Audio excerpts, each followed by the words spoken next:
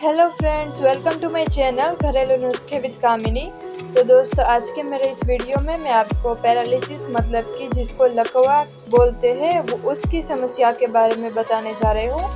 तो दोस्तों, उसके और भी बहुत सारे नाम होते हैं, जैसे कि मतलब पक्षाघात या फिर स्ट्रोक, ऐसा भी उसको बोल सकते हैं। तो आज का मेरा ये पूरा वीडियो उसी के ऊपर है कि मैं आज के इस पूरे वीडियो में आपको वही बताऊंगी कि दोस्तों, पैरालिसिस की जो समस्या होती है उसके लक्षण क्या होते हैं और हमारे शरीर में ऐसी कौन सी प्रोसेस होती है जिसके कारण हमें लकवे की समस्या हो जाती है, मतलब कि पैरालिसिस हो जाता है।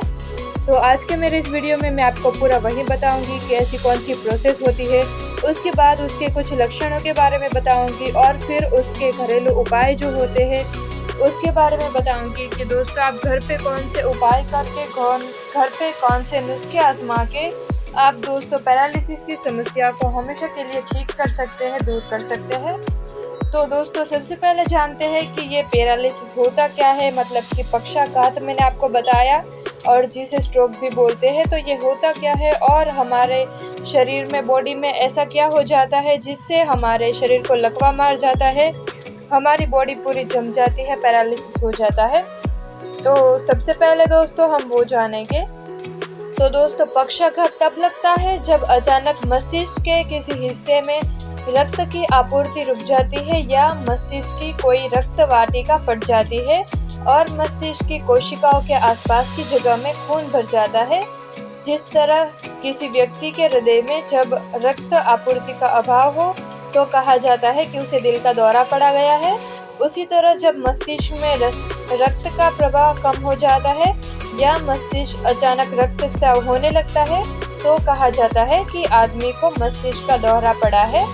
तो दोस्तों, पक्षाघात में आमतौर पर शरीर के एक हिस्से को लकवा मार जाता है, सिर्फ चेहरे या फिर एक बांह या फिर पैर या फिर चेहरे और चेहरे की पूरी एक और लकवा मार सकता है या फिर दुर्बलता आ सकती है। और साथ ही दोस्तों, मस्तिष्क में अपर्याप्त रक्त आपूर्ति की स्थिति में मस्तिष्क की कोशिकाओं के लिए ऑक्सीजन और पोषण के अभाव को स्थानिकारकता, मतलब कि जिसको इस्कीमिक स्ट्रोक कहा जाता है, स्थानिकारकता की वजह से अंततः व्यक्ति क्रम आ जाता है, यानी कि मस्तिष्क की कोशिकाएं मर जाती है और अंततः क्षतिग्रस्त मस्तिष्क में तरल युक्त गुहिका, मतलब कि भग्न या फिर इफेक्ट उनकी जगह ले लेती है। जिस व्यक्ति के मस्तिष्क के बाहें, मतलब कि गोलार्ध हेमिस्फीयर जिसको बोला जाता है, वहां पे पक्षाघात लगता है, उसके दाएं अंग में लकवा मार जाता है या अर्धांग हो जाता है, मतलब कि आधे हिस्से में। और जिस व्यक्ति के मस्तिष्क के दाएं हेमिस्फीयर में आघात लगता है उसका बायां अंग अर्घात शिकार हो जाता है। जब मस्तिष्क में रक्त प्रवाह बाधित होता है तो मस्तिष्क की कुछ कोशिकाएं तुरंत मर जाती है और शेष, मतलब कि बाकी बची जो कोशिकाएं होती है, वो मरने का खतरा पैदा हो जाता है। समय पे दवाई देकर क्षतिग्रस्त कोशिकाओं को बचाया जा सकता है। शोधकर्ताओं ने पता लगाया है कि आघात के शुरू होने के 3 घंटे के भीतर खून के धक्के को घोलने वाले एजेंट टिश्यू प्लाज्मोनोजेन एक्टिवेटर, मतलब कि टीपीए जिसको बोलते हैं, उसको देकर इन कोशिकाओं में रक्त आपूर्ति बहाल की जा सकती है। शुरुआती हमले के बाद शुरू होने वाले क्षति की लहर को रोकने वाली बहुत सी न्यूरोप्रोटेक्टिव दवाइयों पे परीक्षण चल रहे हैं। मस्तिष्काघात को हमेशा से लाइलाज समझा जाता है। इस नियतिवाद के साथ एक और धारणा जुड़ी थी कि मस्तिष्काघात सिर्फ उम्रदराज लोगों को ही होता है, इसलिए चिंता का विषय नहीं है। इस भ्रांतियों का ही नतीजा है कि मस्तिष्काघात के औसत मरीज 12 घंटे के इंतजार बाद आपात चिकित्सा कक्ष में पहुंचते हैं। स्वास्थ्य सुरक्षा सेवाओं के प्रदाता आपात चिकित्सकीय स्थिति मान के पक्षाघात का इलाज करने के बजाय सतर्कतापूर्ण प्रतीक्षा का रवैया अख्तियार करते हैं। मस्तिष्काघात जैसे शब्द इस्तेमाल के साथ पक्षाघात को एक निश्चयात्मक विवरणात्मक नाम मिल गया है। पक्षाघात के शिकार व्यक्ति और चिकित्सकीय समुदाय दोनों की तरफ से आपात कार्यवाही मस्तिष्क के दौरे का उपयुक्त जवाब है। जनता का पक्षाघात को मस्तिष्क के दौरे के रूप में लेना और आपात चिकित्सा का सहारा लेने की शिक्षा देना अत्यंत महत्वपूर्ण है, क्योंकि पक्षाघात के लक्षण दिखने शुरू होने के क्षण से आपात संपर्क के क्षण तक बीतने वाला हर पल चिकित्सकीय हस्तक्षेप की सीमा संभावना को कम करना चाहता है। तो इसलिए दोस्तों इस तरह से मेरे आज के इस वीडियो में अभी तक मैंने ये जो लकवा होता है, पैरालिसिस होता है, वो किस तरह से हमें हो जाता है, वो सभी मैंने आपको बताया कि कौन सी वाहिनियाँ क्या होता है जिसके कारण पैरालिसिस हो जाता है। तो अभी दोस्तों हम कुछ उसके लक्षणों के बारे में जानेंगे कि हमें अचानक से कौन से लक्षण देखने को मिले तो हमें उसको लकवा ही समझ लेना चाहिए। तो अभी दोस्तों बात करते हैं पैरालिसिस के लक्षणों की। तो दोस्तों पक्षाघात के लक्षण आसानी से पहचान में आ जाते हैं। आकस्मिक स्तब्धता या कमजोरी, खास तौर से शरीर के एक हिस्से में आकस्मिकता, उलझन या बोलने, किसी की बात को समझने, एक या दोनों आंखों दिखने में आकस्मिकता, तकलीफ, अचानक या सामंजस्य का अभाव, बिना किसी ज्ञात कारण के अचानक सिरदर्द या चक्कर आने या सरदर्द होने के दूसरे कारणों की पड़ताल के क्रम में भी पक्षाघात के निदान हो सकता है। ये लक्षण संकेत देते हैं कि पक्षाघात हो गया है और तत्काल चिकित्सकीय देखभाल प्राप्त करने की जरूरत है। जोखिम के कारक उच्च रक्तचाप, हृदय रोग, डायबिटीज और धूम्रपान पक्षाघात का जोखिम पैदा करने वाले सबसे बड़े महत्वपूर्ण कारक है।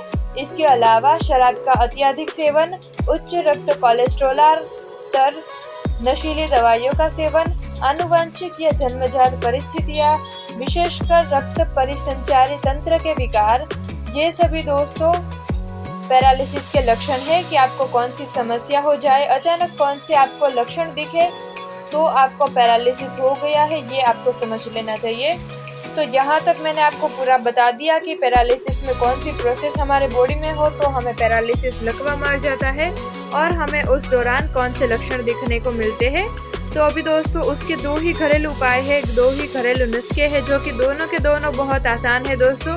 आप आसानी से अपने घर पे ही पैरालिसिस की समस्या को आसानी से ठीक कर सकते हैं, हमेशा के लिए उसको दूर कर सकते हैं तुरंत ही। तो दोस्तों मैं अभी उसके बारे में आपको वो जो 2 घरेलू नुस्खे बताने जा रही हूँ वो दोस्तों बहुत ही ज़्यादा इम्पोर्टेंट है। तो दोस्तों आप उसको ध्यान से बहुत अच्छी तरीके से सुन लीजिए ताकि आपको भी या फिर आपकी फैमिली में से या किसी को भी ऐसी कोई समस्या हो तो आप भी उन लोगों का आप चलना फिरना ठीक कर सके। तो आइए दोस्तों जानते हैं कि ऐसे कौन से घरेलू उपाय हैं जिनको करके आप पैरालिसिस की समस्या को घर पे ही ठीक कर सकते हैं। लेकिन दोस्तों मैं आपको उसके घरेलू नुस्खे बताने जाऊँ उससे पहले एक और ज़रूरी बात कि अगर आपको वीडियो पसंद आ रहा हो तो वीडियो को शेयर कर देना ना भूले। साथ ही साथ मुझे कमेंट करके भी ज़रूर बता सकते हैं कि वीडियो आप लोगों को लास्ट में कैसा लगता है, क्योंकि लाइक तो आपने करनी है। और अगर आप चैनल पर नए हैं तो चैनल को सब्सक्राइब कर देना ना भूलें और बाजू में जो घंटी का आइकन है, बेल आइकन है, उसको भी दबा दीजिए ताकि मैं जो भी नए वीडियोस डालती रहूँगी उसका नोटिफिकेशन आपको टाइम टू टाइम मिलता रहेगा। तो अभी दोस्तों वीडियो स्टार्ट करते हैं कि पैरालिसिस के लिए ऐसे कौन से घरेलू उपचार है जिसको हम आजमा सकते हैं।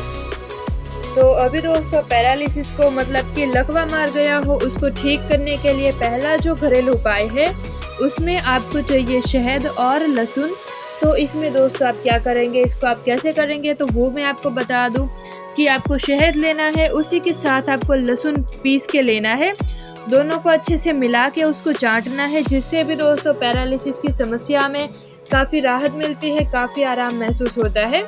तो आप ये उपाय भी कर सकते हैं। मैंने जैसे कि आपको बताया कि लकवे के लिए, पैरालिसिस के लिए 2 ही घरेलू उपाय है और दोनों के दोनों दोस्तों बहुत आसान है।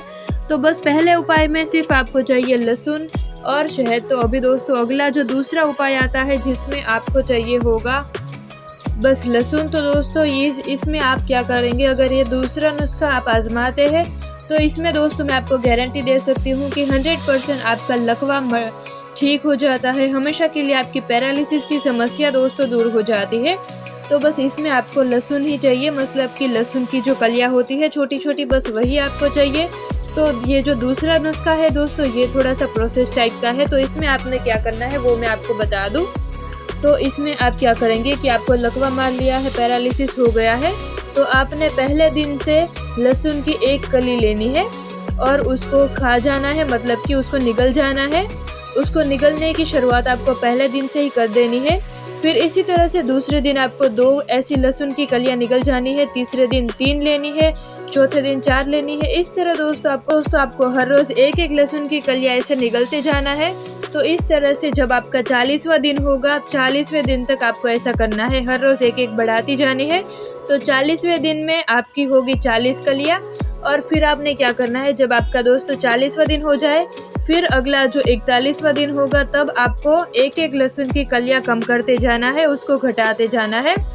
फिर इस तरह से एक आपको फिर से कम करनी जाती है। तो फिर आपका जब 80वां दिन होगा तब एकदम लहसुन की कलियां आपकी लेनी बंद हो जाएगी। और साथ ही दोस्तों आपकी लकवे की समस्या, पैरालिसिस की समस्या भी दोस्तों आपकी 80वें दिन में ख़त्म हो जाएगी।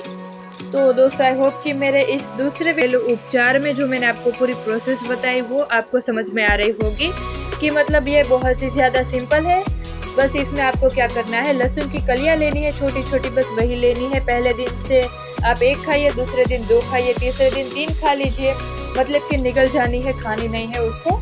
तो बस इसी तरह से आपको 40 दिन तक ऐसे हर रोज़ बढ़ाती जानी है। और अब आपका जब 41वां दिन होगा तब आपको उस 40 में से धीरे धीरे करके कम करती जानी है।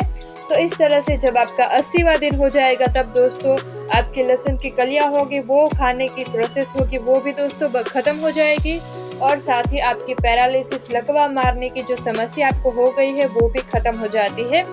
तो इस तरह से दोस्तों मेरे आज के इस वीडियो में मैंने आपको पैरालिसिस की, मतलब कि लकवा मार गया हो, पक्षाघात हो गया हो, उसके बारे में मैंने आपको 2 बहुत ही फ़ायदेमंद, बहुत ही रामबाण जैसे घरेलू उपचार के बारे में बताया। तो दोस्तों आई होप कि मेरा आज का वीडियो आप लोगों को पसंद आया होगा। तो दोस्तों ये था मेरा आज का वीडियो। अगर वीडियो पसंद आया हो तो वीडियो को लाइक कर देना ना भूलें। साथ ही साथ मुझे कमेंट करके ज़रूर बताएं कि वीडियो आप लोगों को कैसा लगा। और मुझे ये भी बताएं कि मुझे आगे नए कौन से विषय पे वीडियोस बनाने की ज़रूरत है और आप लोगों को क्या तकलीफ़ है, क्या समस्या है, तो उसके बारे में भी मैं वीडियोस बनाने की ट्राई करूँगी। और मेरे वीडियो को ज़्यादा से ज़्यादा शेयर करें। आप अपने फ्रेंड्स के साथ, फैमिली के साथ, हर किसी के साथ मेरे वीडियोस को शेयर कर सकते हैं।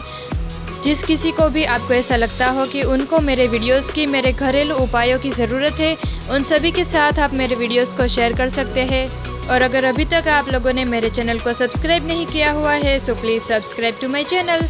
तो दोस्तों आज के लिए बस इतना ही। Thank you.